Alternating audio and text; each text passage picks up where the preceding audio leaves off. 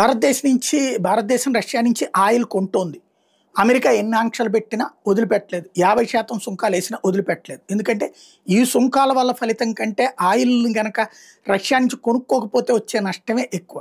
ఇప్పుడు ప్రస్తుతం ప్రధానమైనటువంటి అంశం ఏంటంటే, ఈ ఆయిల్ కొనుగోళ్ళని ఆపడానికి అమెరికా వేస్తున్న ఎత్తులు, దాన్ని చిత్తు చేస్తూ సాగుతున్నది. అయితే తాజాగా అమెరికా ఎత్తుతో కొంతమేర సక్సెస్ అయింది. మనం డైవర్ట్ అవ్వాల్సొస్తుంది. వేరే చోట్ల కొనాల్సొస్తుంది. ఎందుకయ్యా అంటే ఉక్రెయిన్‌కి తాజాగా ఇచ్చినటువంటి ఆయుధాలు, డ్రోన్ల ద్వారా రష్యాలో ఉన్న ఆయిల్ నిల్వలు దెబ్బతీసి, రష్యాలోని ఆయిల్ తయారీ కేంద్రాలు దెబ్బతీసి, దాంతో వాళ్ళు రోజుకి 1,00,000 తయారు చేయాల్సినటువంటి చోట్లన ఇప్పుడు దాంట్లో 50, 60 వేలు మాత్రమే తయారు చేయగలుగుతున్నారు. ముందు వాళ్ళ అవసరాలు తీర్చుకుని ఆ తర్వాత మనకి ఇవ్వాల్సినటువంటి పరిస్థితి ఉంటుంది. దాంతో ఉత్పత్తి తగ్గడం వలన కొనుగోలు తగ్గింది. వేరే దేశాల నుంచి కొంటున్నాం.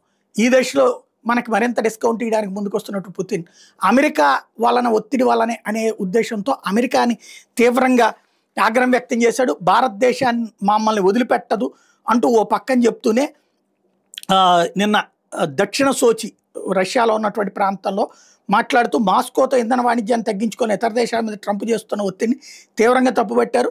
భారత్ మీదన పెడుతున్న ఆంక్షల్ని తప్పుపట్టారు. ఈ చర్య కారణంగా వాషింగ్టన్కి ఎదురు దెబ్బ తగులుతుందని హెచ్చరించారు. రష్యా వాణిజ్య భాగస్వాముల మీద అధిక సుంకాలు విధిస్తే అది ప్రపంచంలోని ఇంధన ధరల మీద ప్రభావం పడుతుంది. అమెరికన్ ఫెడరల్ రిజర్వ్ వడ్డీ రేట్లను ఎక్కువగా పెంచేలా చేస్తుంది. దాంతో అగ్రరాజ్యార్థిక వ్యవస్థ నెమ్మదిస్తుందని గుర్తుంచుకోని చెప్పాడు. అట్లాగే డిసెంబర్లో భారత్లో పర్యటించబోతున్నానన్నటువంటిది అధికారికంగా ప్రకటించారు. మోడీతో తనకు ఉన్నటువంటి స్నేహ సంబంధాల గురించి ప్రస్తావించుకొచ్చారు.